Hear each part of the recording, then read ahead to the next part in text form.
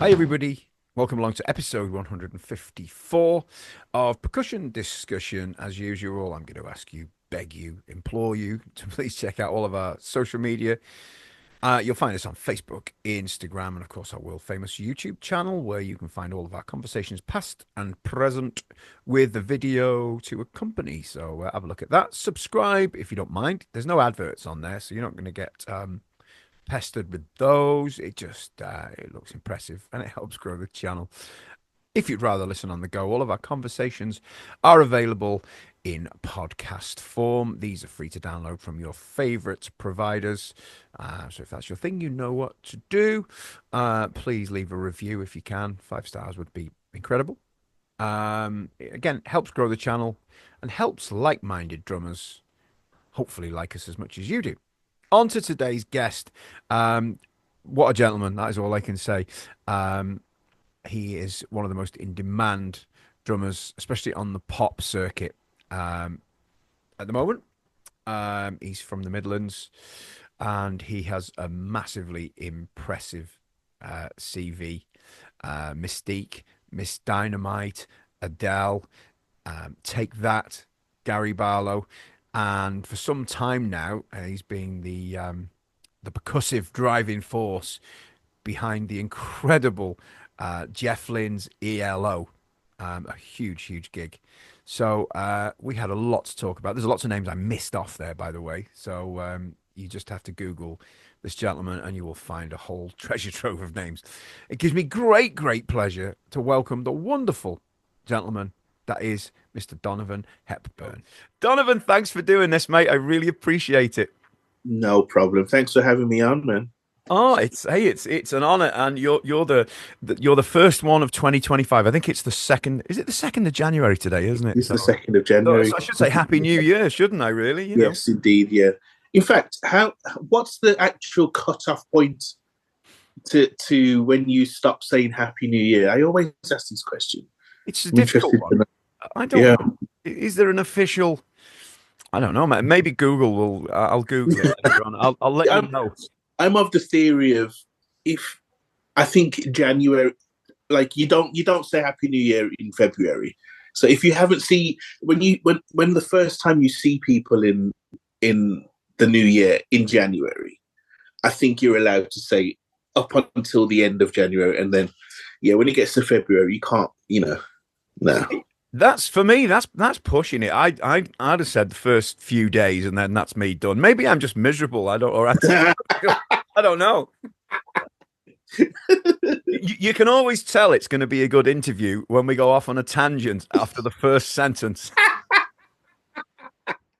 Yeah, just setting the tone. Just setting the tone. Oh my goodness. It's Anyway, great. So but look, happy New Year.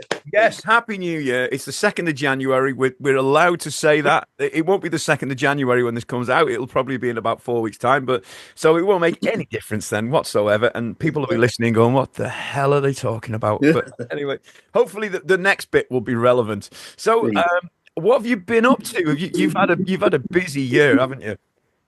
Well, a busy 2024. Yeah, it was extra busy. Yeah, so it started off with a couple of James Bay shows, which was cool. I've had a whale of a time working with him.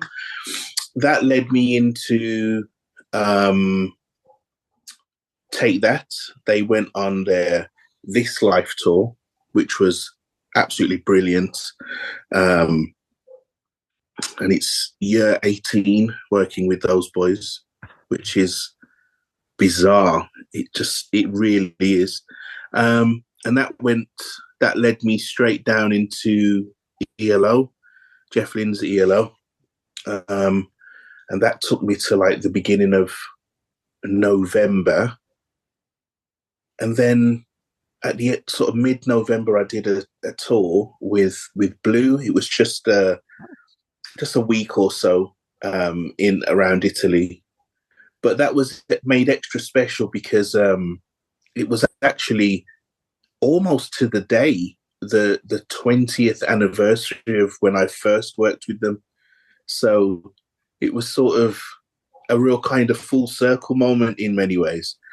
So yeah, that and then that was it really. So it was quite a jam packed Mm. 2024, which was great, man. It was great. Saw some nice places and did some really great shows, and yeah, man.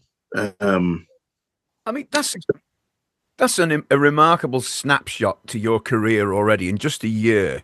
You know, you've mentioned some of the huge names there. I mean, let's talk. Take that for instance. mhm, It's funny because I had a teacher for maybe about 18 months. I'm pretty much self-taught, and when I got to mhm. about 19, Steve Washington was Okay. my teacher. Steve lived, or maybe 4 or 5 miles away, and Mhm. he was with Take That obviously when during the original Yeah, that's right. lineup The 90s. Yeah, with Max Beasley on percussion. You know, that's it correct. seems Yeah, yeah. it's hard to believe. You know, when you say that these days, but so how did they take that gig? Because obviously you do lots of different gigs, don't you? And I'm going to ask you Mhm. about your approaches to them and things. But tell us Okay. about the Take That gig. In what respects? In, Just in, in. in yeah, how did it come about and what you know? Okay. So, as you know, you mentioned Steve and Max. I've never had the opportunity to meet those guys, but they were the original sort of drummer and percussionist for Take That. Um, so obviously, Take That, they sort of came to an end in 1995. And then in 2005, they shot a documentary um, sort of commemorating 10 years since the band had split up. And, there was a load of press and hype around it and will Robbie come back and all of that. And then, yeah, then there was talks of doing some shows off the back of the success of that documentary.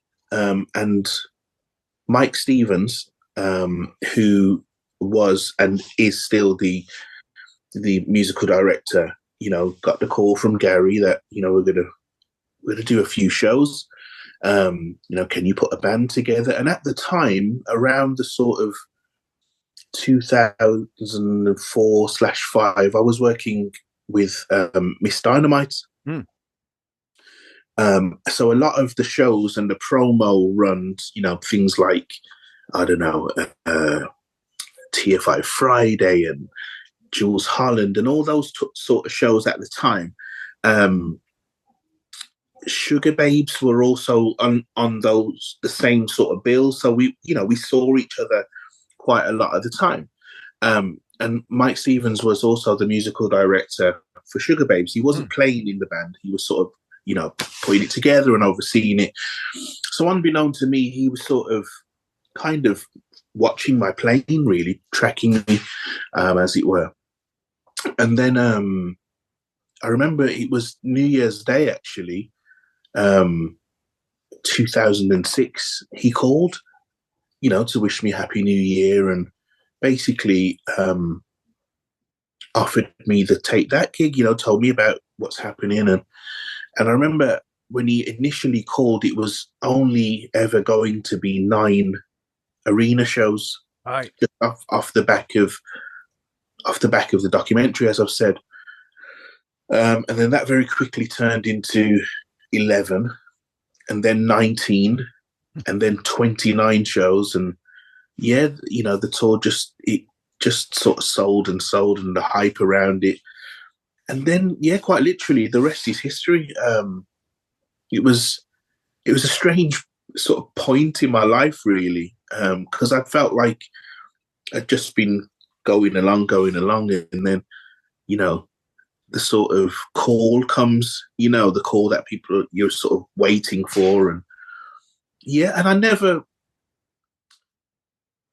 thought, almost 20 years later, I'd still be doing it. Yeah, so it's been amazing, really. The band's great. So Mike and Milton MacDonald are the original members of the original band, and then at the time, myself and Lee Pomeroy, bass player, came in. Um, and then yeah, so the four of us, Mike, Milton, Lee, and I. have been in the band since 2006. There's been various keyboard players that have come in and out and stuff like that. So, but yeah, it's been an amazing, a wild journey, man.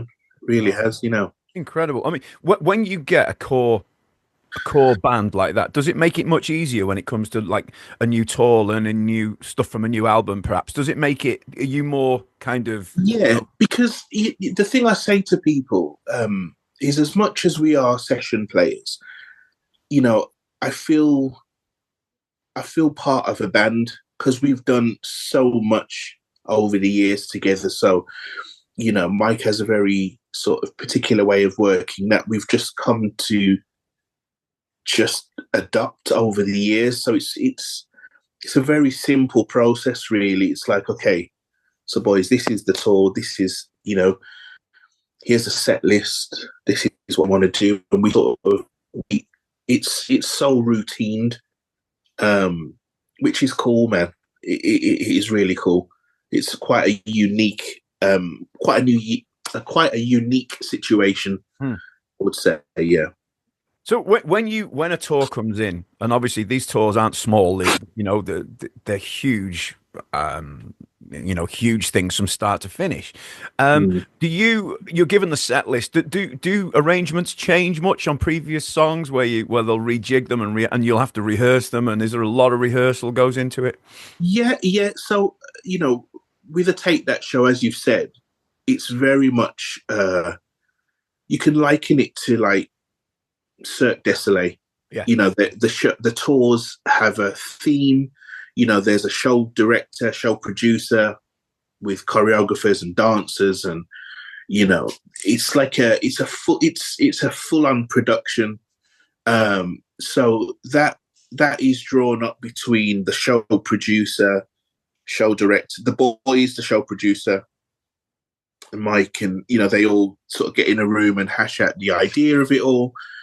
And then we're sort of given the music. So, you know, you can listen to the records, which I do for your own reference. But when we get in the room, you know, there'll be things that slightly change because that song happens at this particular section of the show, which leads into that, or we'll extend that because a trapdoor opens there, or a bridge comes down, and we need to keep, you know. So you learn the song and the sort of basic shape of the song. And then when you get into rehearsal, it's sort of adapted to fit whatever part of the show it's coming in. Do you know what I mean? So yeah, that's the sort of basic premise of how these tours are put together. Yeah. Sure. And I'm guessing that there's obviously clicks involved and tracks and everything. It must be a nightmare for whoever, I don't know who does all the programming and what have you, but it must be a nightmare if you've got to extend something and all of a sudden it's like, right, let's change all the tracks. Do you get involved in that side, Donovan, or is that? I have over the years. There's a fellow by the name of Joe Webb who's in the band, who essentially he plays guitar and keyboards as well as takes care of the programming. But, you know, we use a system called Studio One. It's a PreSonus software. And yeah, there's a lot of pre-production that goes in to it, you know, getting it set up ready.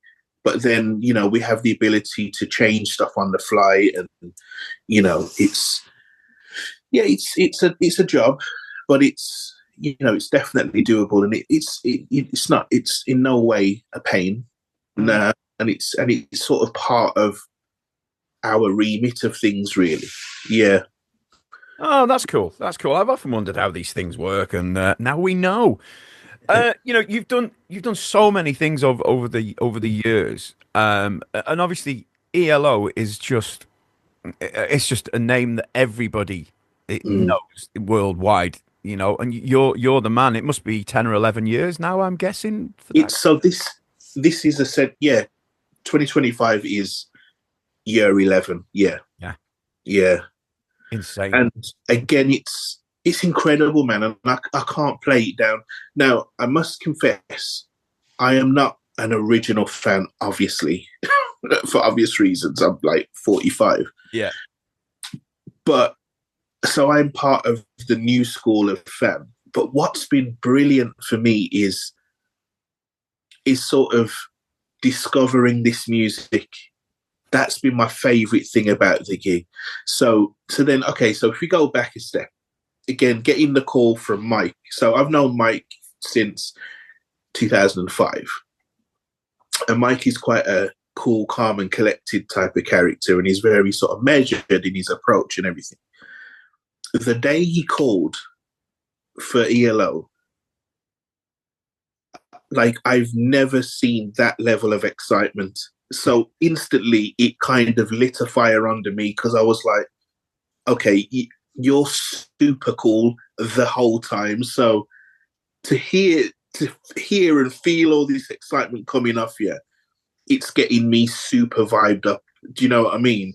And then you sort of, I would say it's a genre and a style of music that it can quite easily pass you by because like obviously I recognize the songs, the Blue Sky and Showdown and songs that I've heard, Living Thing and Xanadu. I've heard them over the years, of course I have.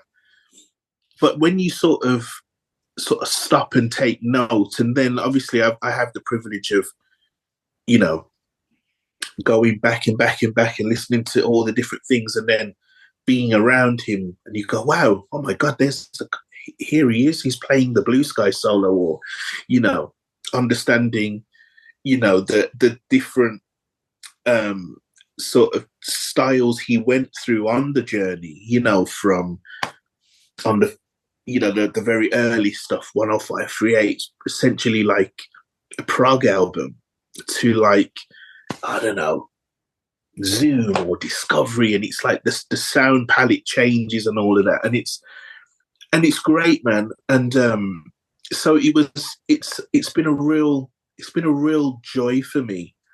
And if you was to ask me, not, you know, if you was to ask me what's like my sort of absolute favorite thing, it's the sort of development of my passion for vintage instruments. Now, you know, ideally, you would take a vintage kit out on a gig like that, but you can't because we know they don't tour very well. But what my sort of halfway house is, I play vintage snare drums. So if we're going to go down the nerdy route, I use a 1978 Black Beauty 14 by 6.5 as my main snare. And I'll tell you a funny story about that later on. And then for my snare too, it's a 1965 WFL. And that's about, and it's like, you know, and I remember just as a little sort of like tick moment, I remember we was doing this one rehearsal and Jeff actually walked behind my kit, took a stick and just sort of hit the snare drum. And he just went, great sounding snare, Don.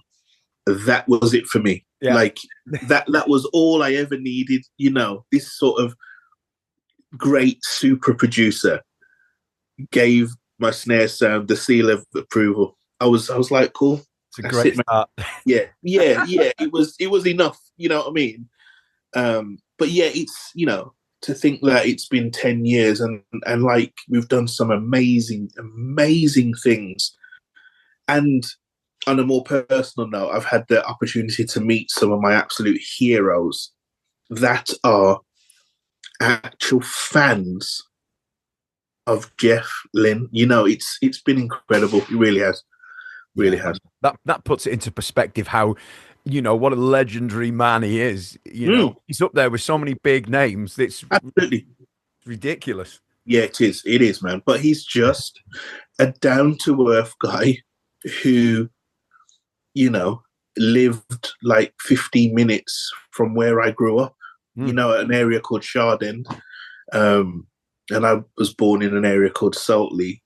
And it's like, you know, you take the number 55 bus up to Shardend. Do you know what I mean? And yeah, sort of wrapping your head around that. I remember when we first met, he asked me where I lived or where I grew up.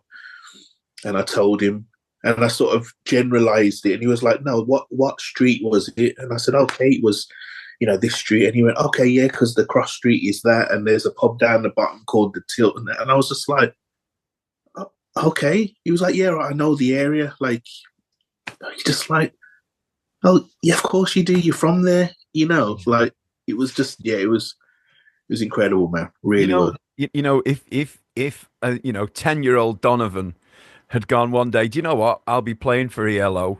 And what would you have said to yourself at that point? Can you imagine? Well, I think for a start, I would have said, "Who's the ELO?" Well, yeah, yeah. You get where I'm going with it. Yeah, but no, and on that subject, I don't mind sharing that. There was a moment. Oh God, I think it was 2019. I think where we were playing. We were in Anaheim, I think it was, and Danny Harrison was the support band for this particular tour, and we did. We talk about Jeff's catalogue, but we ain't even got into the Traveling Wilburys yet. I mean, we could spend all day on that. Anyway, we did part of the show. We did Handle with Care, absolutely incredible track. But Danny guested on it, and honestly, Matt, I tell you, no word of a lie. The first day, when we got to sound check and we were, doing our normal sound check, and then it was like, okay, we're just gonna sound check Handle with Care because Danny's gonna come up, and like we'd met him prior, it's like, oh man, he's the son of okay, cool, great, lovely, absolutely diamond fella. So I count the song off, and we start playing, and then Danny starts singing. And I just burst into tears. Wow. It was the most surreal experience through this whole thing. So I'm going, okay, here am I, sort of this kid from Birmingham, playing with that absolute super legend, super producer, and all of the above, who's also from Birmingham, and then that guy over there is the son of one of those four guys who pretty much invented this thing. He not only looks like his dad, he sounds like him, and he's coming down my in-ears, and the whole thing just got a hold of me. And like, I remember Mike looked around and was like, "Are you all right, mate?" And I just went, "No." It just got a hold in that moment. It just got a hold of me, like. And I was sort of playing and I was like, what's that? What is this? It was the maddest feeling. It's so hard to describe it, but I just, for that, like on a computer, you have like a system failure or something. It was just a bit like too much of the information. It was the maddest feeling. Got to the end of the song and I sort of composed myself, and after sound check, Mike was like, "Mate, what happened?" I says, "The whole thing just got a hold of me in that moment." It was like, wow, what's actually going on here? I think it was more so how he sounded, and the sound of George's voice. It's that kind of ghostly vibrato, and I was like, "Oh my God!" And it was just mad. I have to say, on a slight side note, but George Harrison was my favourite voice from the Beatles. I have to say. There you go. Yeah. There you go. Yeah. And then couple all of that. So that was sound check. Now couple all of that with the fact that in the crowd for the show was Jim Keltner. Oh. whose parts I'm playing in it.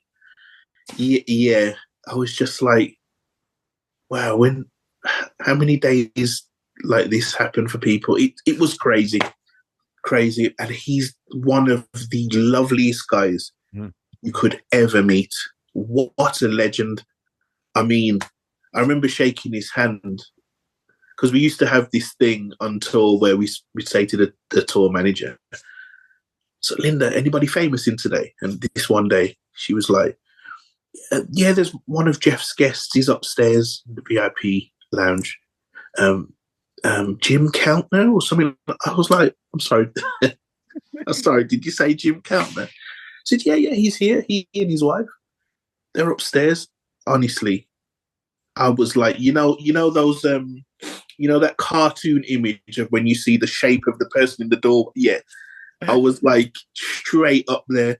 It's like, boys, Jim Keltner's here. I'm going upstairs to say hi. Like I was just like, yeah, full on fanboy. And I went up there, walked through the door, and he was sort of sat there eating, he and his wife. And then he sort of saw me and he got his napkin, sort of wiped his mouth and stood up. And I just went over and I sort of went to shake his hand, and I was really gentle, and I sort of cocked his hand, and I just couldn't stop staring at his. Oh, honestly, I was such a fanboy. I was like, That's oh my lovely. God. And he was like, I just said, Jim, it's so nice to meet you. And he was like, likewise. And then his little wife, this little lady, she just went, oh my God, he loves you. I was like, oh, sorry, what?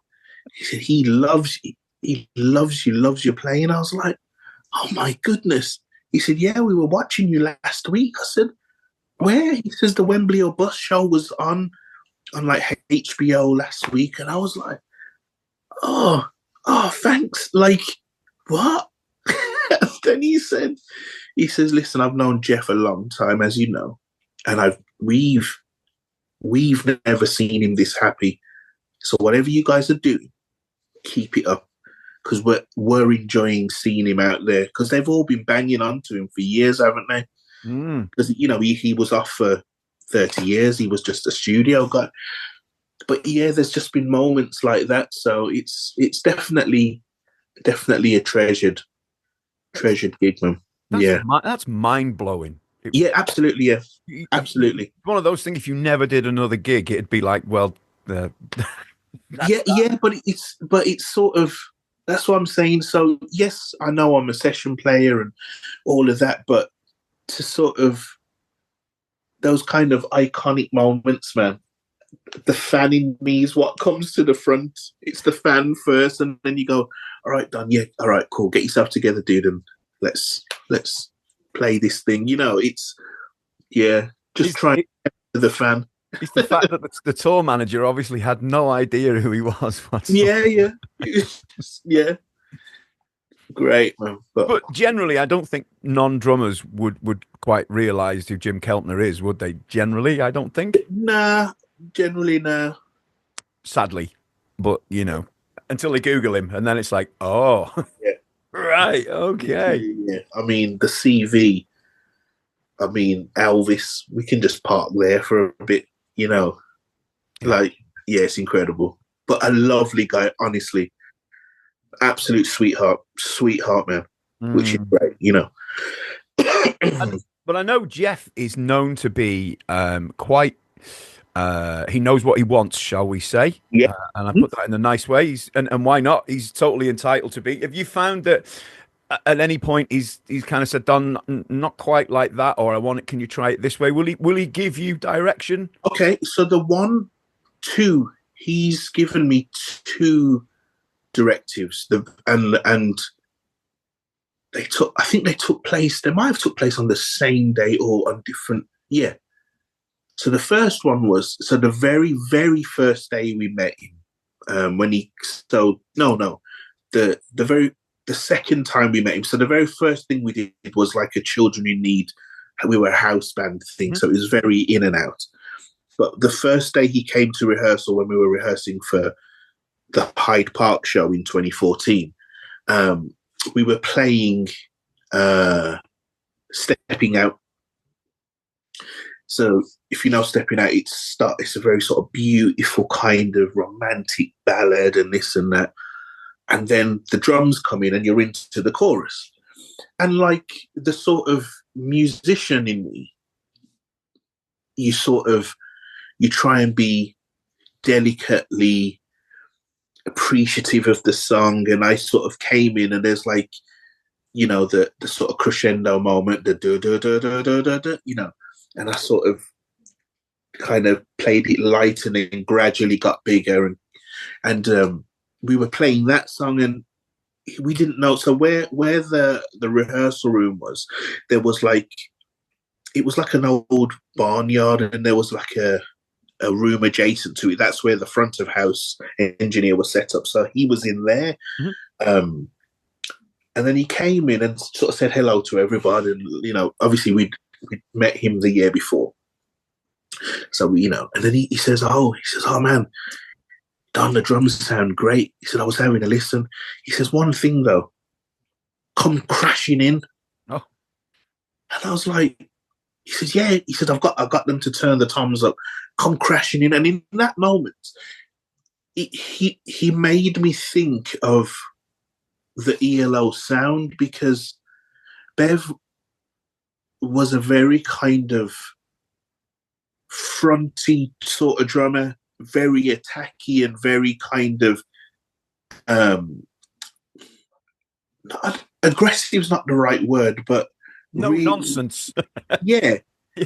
And like just Jeff sort of that directive of just come crashing in, I interpreted it as, I don't need the dynamics. I need it to be a really kind of announce yourself. Big. Yeah. And when I sort of played it that way again, the sort of the drummer in you is screaming, going, that can't be right.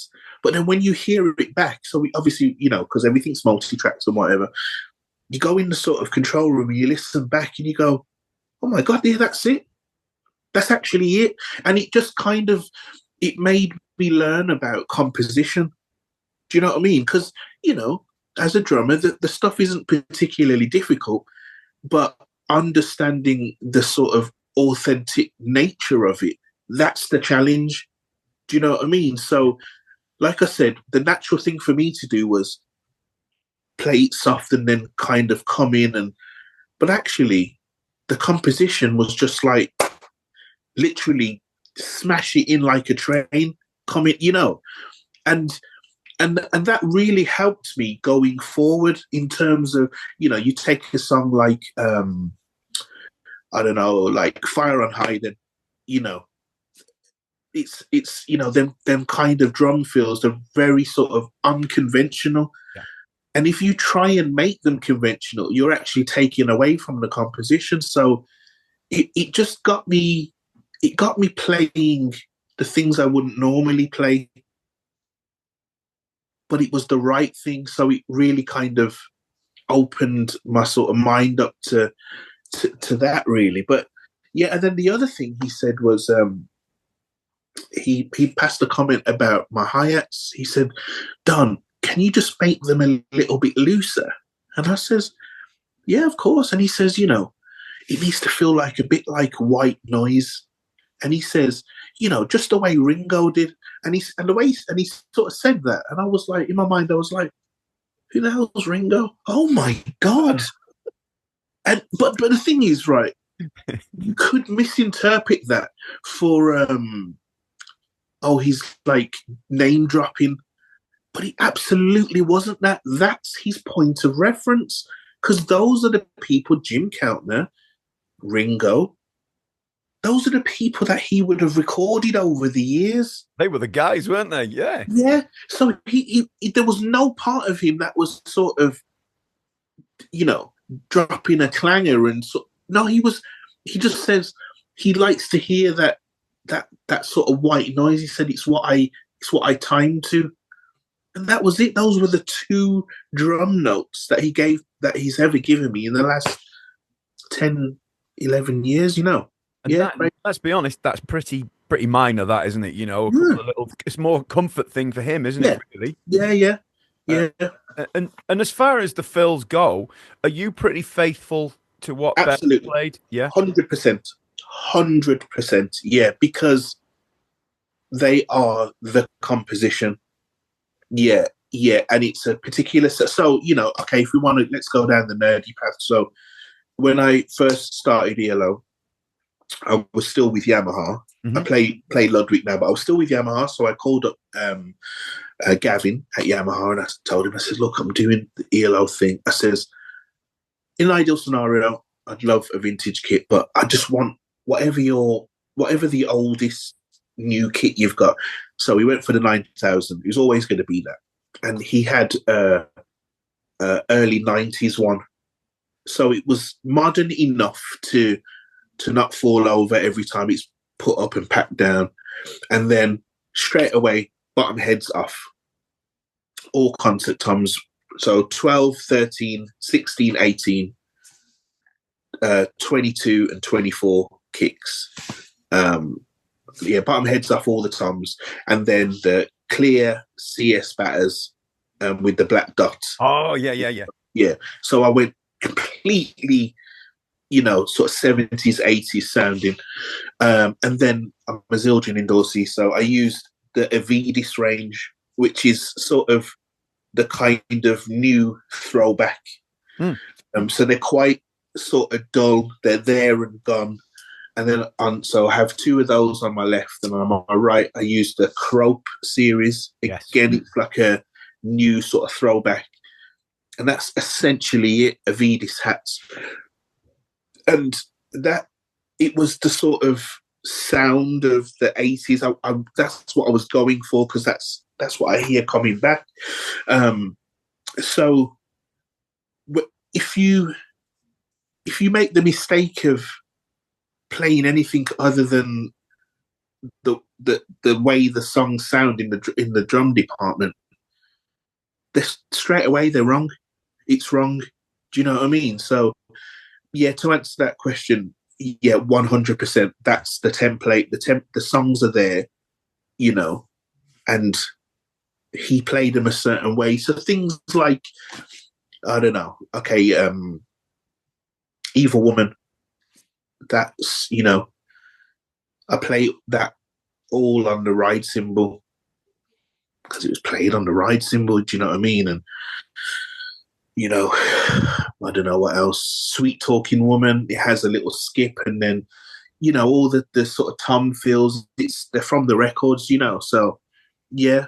And Jeff plays drums as well, so there was a few of the stuff he'd re-recorded for, like, I think it was like a 2012 album that he did, so I was faithful to that, really. So yeah, and it's, I sort of kind of take pleasure in it, really, because it's so stylized, and it kind of, I'm a bit of an old head anyway in terms of, that type of music. So yeah, it was sort of a joy to sort of explore that. And then now, when I moved over to Ludwig drums, I use the Legacy Mahogany, and it's I thought I nailed it with the 9000. To me, it's just gone up a whole other level. It feels like, the phrase is like a hand in a glove. It's just like, okay, great. Really kind of hard hitting, attacky, and yeah, it's great. Well, mahogany was kind of the wood of the era, wasn't it? Really, at Yeah, that point, loads yeah. of all the Premier stuff was made, and There you a go. lot of others. So, yeah. And do you still take the bottom heads off for the gig as well, or do you? Yeah, man. Yeah. Yeah, And yeah, did it feel at first? Did it take some getting used to with yeah. Of rebound? course. But the encouragement came with the fact that sonically it felt right. So it was very different because there was a lot of the times we were doing take that first half of the year, ELO second half of the year. So it was a vast difference in the sound, which it straight away kind of put me ahead, because I was like, okay, the drums sound like the 70s and 80s. Great. So just play the stuff now. Do you know what I mean? So it kind of helped me with my approach. It made me play a little bit different. I don't hit as hard on an ELO gig. The drums do all the projection. And if, it made me play in a certain way, and I think over the years, I've sort of embodied that even more. It's been a great learning curve for me. It really has, man. Oh, Yeah, incredible. And obviously, Take That is a very different gig. Do you find that and it's music from different eras as well. Do you find that do you play grooves differently? Do you kind of I don't know how to put this, because obviously Take That is more modern music where yeah, there's a bit more leeway to dig in and yeah, really groove hard. Is it a different approach for that totally? yeah. A completely different approach. Yeah. Okay. So even with the Take That thing, when I first started the gig in 2006, essentially it was it was all throwback. It was all 90s Yeah. music. So it was very sort of disco led. So for instance, my kit was sort of 8, 10, 12, I think 8 and 12, 16, 18, I think the toms were, but it was very sort of higher pitched, really kind of explosive sounding, because it's essentially a disco gig, wasn't it? The earlier stuff. They had a few, Shaw and Prey was sort of down the R&B end of things, but essentially it was, Everything Changes and all those kind of tunes were very four to the floor and disco sounding. So, there was a lot of triggering, you know, I would have some the D drum triggers and, a Yamaha DTX and all of that kind of stuff. But then over the years, when they came with their new record, the Beautiful World album, and then Circus, and then Progress, and Three, and it sort of developed. It's kind of got more of like a rock edge to it now. So it was great again for me to sort of unlock different areas of my playing and explore different areas. So over the course of the 8 tours that I've done with them, wow.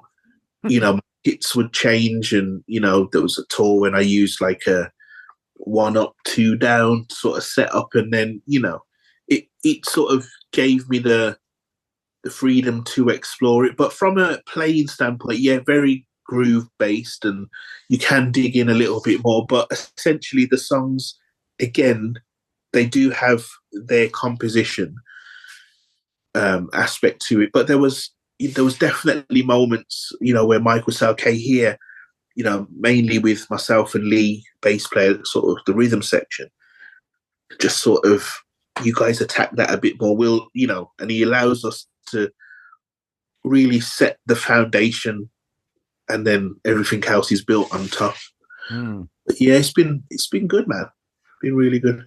I mean, at the end of the day, that's what the job of the session musician is, to adapt, isn't it? And just get the Yeah, job done, whatever it yeah, takes. hmm Was yeah, that always your intention to become a session drummer yeah. from like It being re- it young? really was. I never really had aspirations to be like, okay, I want to be in a band and do this. It was sort of, I don't know what it was. Just like, I think I just, because one of my big influences as a kid was, Dennis Chambers, Omar Hakim, Oh, and they had such a varied CV, from Madonna to Weather Report, to Chick Corea to Santana to what, and it was just like, I loved the fact of sort of being able to be somewhat of a chameleon. That sort of appealed to me really. So yeah, it's been great just to, I've been very, very, very blessed to do some amazing things over the years, man. Different things as well, which has been great. well, you say blessed, and I totally get that, but you've also got to have the ability, and you've got to back it up, and you've got to be a decent person along the way as well. So, Yeah, yeah, yeah. you It's, know, it's not all luck, is it? It's not all luck. no, no, no, no, not at all. You do, and I think first and foremost, I'm a music lover. I enjoy music, and I've just it, music should, you know, it can be an escape for you. It can be, it has the ability to change your mood, and some of my sort of fondest memories are just looking out at the crowd and they're having a brilliant time. Honestly, and it sounds super basic, but I do get a kick out of that when people are like just vibing. I love that, and to be able to be the person providing the beat. Facilitating it. That's so cool. Yeah, man, it Oh, is. it's incredible. It honestly it blows my mind a little bit. It really does. And there's one thing I want to ask, right? And this I think would be possibly my biggest fear. Should I ever? I won't, but should have I ever have got to the level you're at, playing with the names you're at, would be you've got two huge gigs on the go. They're three, but more really. Is managing your diary when the phone rings for a tour? Mm. And you must be like, oh no, please let things line up. Is that the case, or does it generally work out? Yeah, I mean, so for instance, the ELO and the Take That thing, it's a very unique position because that it's the same production company, and so they very seldom cross over. Right. There's been a couple of times where they have, and we've had to put in sort of depths for one thing and things like that.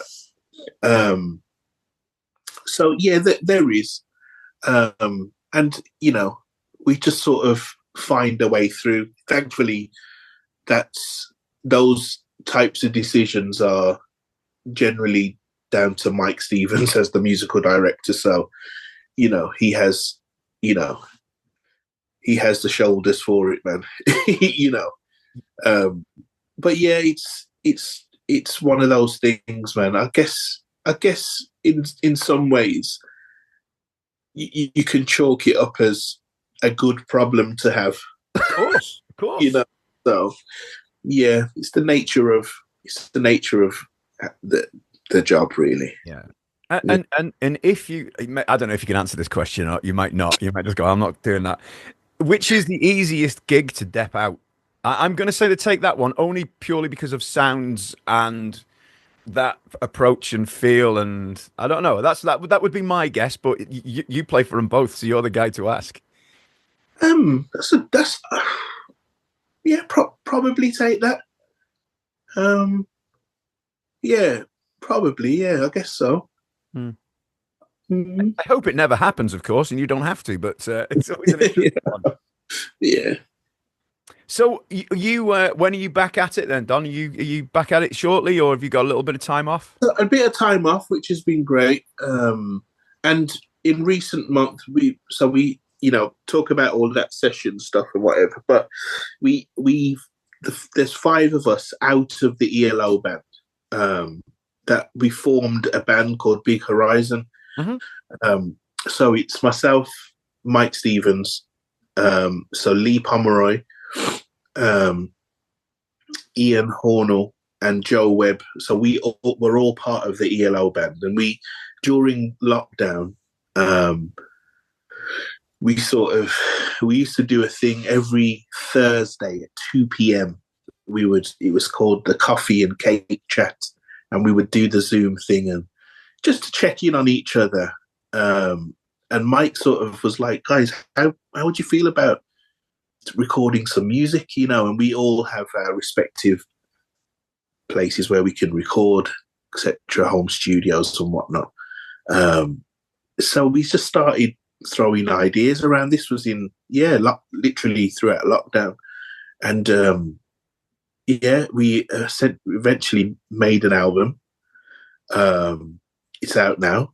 So, listeners can go and check it out. Big Horizon. And the album's called In the Beginning. And yeah, we did our first headline show in November. So that sort of marked the end of our respective touring years. And it was only like a sort of 150 sort of capacity, but it was brilliant. Our own original music, and it's kind of sort of a yacht rock type thing, which is really cool, sort of West Coast Americana type thing. So we've got another show coming up in January, well, end of this month, here in Birmingham. The 30th, is it? Yeah, 30th. So yeah, we're just, we got some aspirations to do a few shows later in the year. So yeah, man, it's been a vibe. And I always say, like, when I think of Big Horizon, it was the sort of inevitable band. It was always going to happen. Collectively we've played together for almost 20 years. So it was a real sort of natural process. Mm. Everybody just chucked an idea in, and when you've spent that amount of time with people, there was absolutely no room for ego or anybody's feelings to be hurt. And not that. No, let's try it. This. Oh yeah, that's better. And we could have a laugh. And yeah. So we've done that. So yeah, we've got some shows planned. Gary is doing a solo tour. Cool. So we get started in that in March. And then we do the final ELO shows. He's got 5 shows left, and then that's it. Yeah, man, that's him. So this tour is called the Over and Out tour. But yeah, so we do 2 Birmingham, 2 Manchester, and then the final one is on the 13th of July at Hyde Park, which is where we started. So that's going to be an emotional one. Yeah, man, it will be. And people ask me, "Oh, how do you feel about that?" And I'm like, "Yeah, of course, I feel sad, but the excitement and the appreciation of it all outweighs it. And there's something that I deem as quite special that he's calling the end of it. It's like, actually, it's not sort of like a dying train trying to get over the line. It's like he's sort of gone, okay, I've come back and done another 10-year shift when I never expected to, and we've done some amazing things. And he wants to wrap it up. He's, 77 now. But finishing on top of the hill rather than being down the other side. Yeah. Not to be said for that, isn't there? I personally think so. And it has been amazing. It has been. So, yeah, man, we'll make these last 5 as special as we can make them. That's my on it. Yeah, really. Well, I think that's a good place to wrap it up. Don, thank you so much. Honestly, that hour or so has gone by in about 5 seconds flat. It's a blink and it's gone. So that's always a sign of a good conversation. So I know there's plenty more to talk about. So maybe we could squeeze a part 2 in at some point or other if you're further down the line, maybe. Yeah, man, for sure. For sure. Well, you let me know. It's been an absolute pleasure, mate. So thank you so much. You're very welcome. Have a great 2025. I will do. And yourself. Cheers, mate. See you later.